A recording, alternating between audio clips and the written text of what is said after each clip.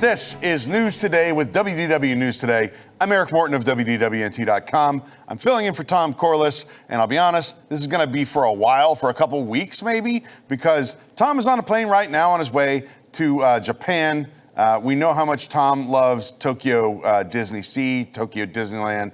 I think also you're going to hit Universal while he's there. I'll try to hold down the desk as best I can, but here now are the top news stories from around the world for August 10th, 2022.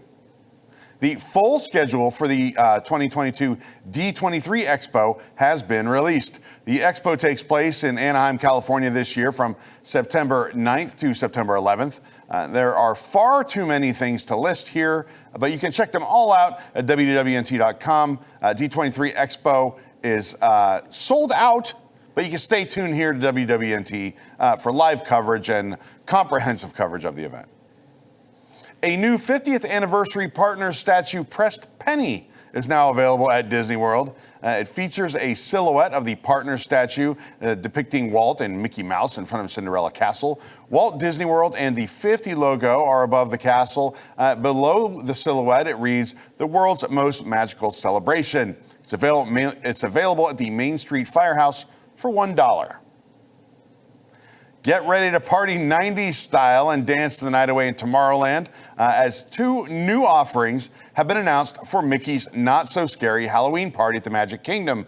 New for 2022, partygoers awaiting Mickey's Boo to You Halloween Parade can stand out and dance the way onto Main Street USA with a majorly awesome 90s crew led by Max Goof, who is going to be cosplaying as Powerline, his favorite pop superstar.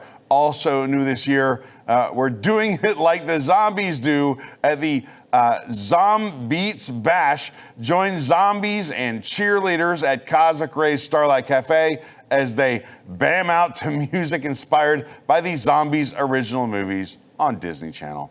Mickey's Not So Scary Halloween Party kicks off this Friday, August 12th, with select dates already sold out. Amos from Walt Disney's Ben and Me has been added at the Liberty Tree Tavern at the Magic Kingdom.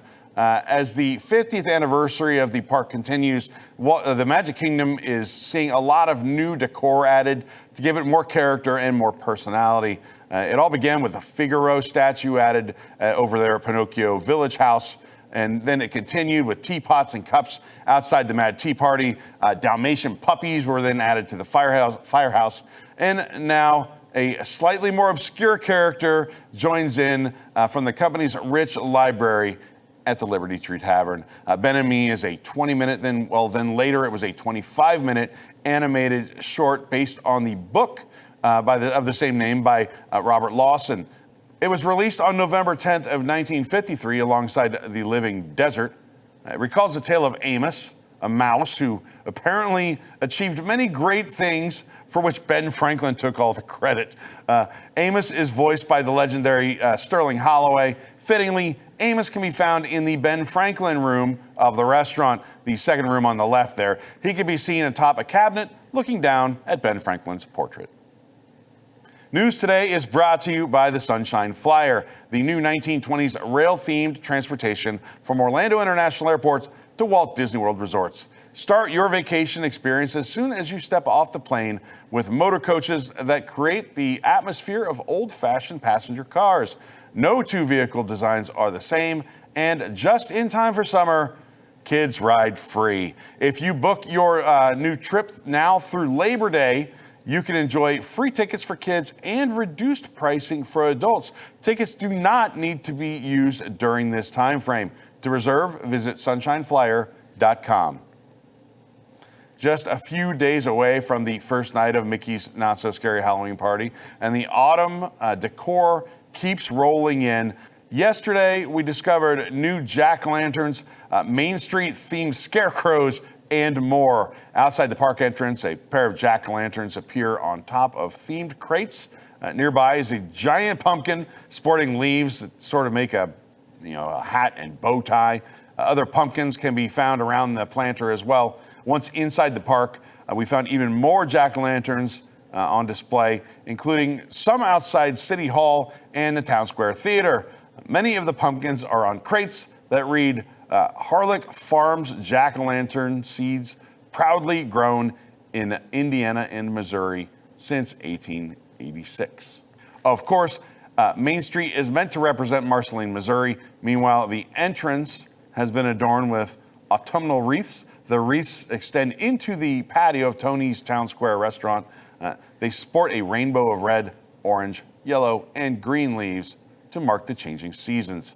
The Town Square features a group of scarecrows all dressed like residents of Main Street, USA. And it's probably because it's the closest that we're going to get to seeing these characters, as Disney has seemingly ended, or at least has not shown any signs that they'll be bringing back the atmosphere entertainment such as the citizens of Main Street. There are several touches here, but my favorite might be the scarecrow dressed as the mayor, welcoming the guests to the park. A neat touch is the pocket watch there, where a jack-o'-lantern shaped like Mickey is right there on his hip. There are more characters placed throughout the square and plenty of wreaths on the train station. For a full look at all of the decor and characters, head on over to our site and check them out. As of this morning, we even had more wreaths showing up on Main Street, so this will continue to evolve for the next few days. Earlier this year, Disney confirmed that Fantasmic would be returning to Walt Disney World and Disneyland in 2022. Well, it's back at Disneyland since May, but no further information has really been announced for Disney's Hollywood Studios. However, testing for the Nighttime Spectacular has begun and casting is underway. The show should be ready for guests soon, and so it seems likely that maybe there will be an announcement at D23 Expo. Disney Parks Experiences and Products President Josh D'Amaro will be running a presentation on Sunday, September 11th, as part of the Expo to address the future of the parks. So we think maybe they will say something about it there. I guess stay tuned and we'll let you know. The Cake Bake Shop by Gwendolyn Rogers is set to open in 2023 at Disney's Boardwalk Inn. If you've followed our site, you've seen there's been a lot of refurbishment going on at the former site of the ESPN Club that will now be the Cake Bake Shop. Cake Bake currently has 2 locations in the Indianapolis area, both combination restaurants and bakeries, and they're known for their lavish decor, artfully composed dishes, and afternoon tea experiences. Attention all wilderness explorers, a new Disney Pixar-inspired Paradise Falls Spirit jersey has been spotted at Walt Disney World. Joining a new Vault Collection Spirit jersey that we also found earlier in the day, we found this Purple Up Spirit jersey. It shows an outline of Carl's house being trailed with balloons over Paradise Falls. Inside the balloon silhouette reads the movie's logo. The bottom panel lines up the different rock formations of Paradise Falls. On the lower panel of the back of the jersey, Kevin is there holding his one-footed pose, maybe trying to blend in with the rocks. We're really not sure. Across the shoulders reads Paradise Falls in an ombre scheme from silver to orange. We found it at World of Disney at Disney Springs for $74.99. You may have noticed a lot of Disney Cruise Line content recently, as we just completed our second voyage aboard the Disney Wish. That's the newest addition to the Disney fleet. You can tour Inside Out Joyful Suites with us here on the website, or maybe you can learn about the dining experience at 1923, something that Tom said was a like Carthay Circle and Brown Derby had a baby on the sea, which is an interesting image. At any rate, you can check these out at WDWNT.com. And you can also see a little bit more content coming to our YouTube channel. The newest is our Inside Stateroom Tour. That went up yesterday. Those are here on our YouTube channel. While guests at the Tokyo Disney Resort are largely known for ardently following the rules and causing very little trouble, well, it seems even the Japan Resort isn't immune to the recent trend of guests going out of bounds for a little bit of social media clout. In a tweet posted by Disney C20, well, we see a guest attempting to pose among the ceramic tigers in Arabian Coast Central Fountain over at Tokyo Disney Sea. The guest in question was quickly reprimanded by a cast member and asked to leave without incident. Incidents like these are rare compared to maybe the domestic parks or the European theme parks, although they've been on the rise since COVID-19 pandemic. Complaints often arise on social media regarding guests at Tokyo Disneyland and Tokyo DisneySea blocking pathways to perform TikTok dances. A recent trend now, super fans going to the parks and camping out at the Happy Ride with Baymax for hours and dancing at the guests who are riding the attraction. That's drawn some scrutiny online as well from guests in the park who just feel a little uncomfortable by this. I can't imagine why. I think Tom is so excited he might jump in that fountain when he gets there tomorrow, though. Who knows? For the absolute latest in Disney Parks news, head on over to WDWNT.com and follow us on your favorite social media platforms. This program is brought to you by our official travel agent sponsor, The Vacationeer, the engineers of your next magical vacation. Sit back and let their team of vacation planning experts craft your family's next magical Disney trip. The best part is that their services are free. Visit WDWNT.travel for details.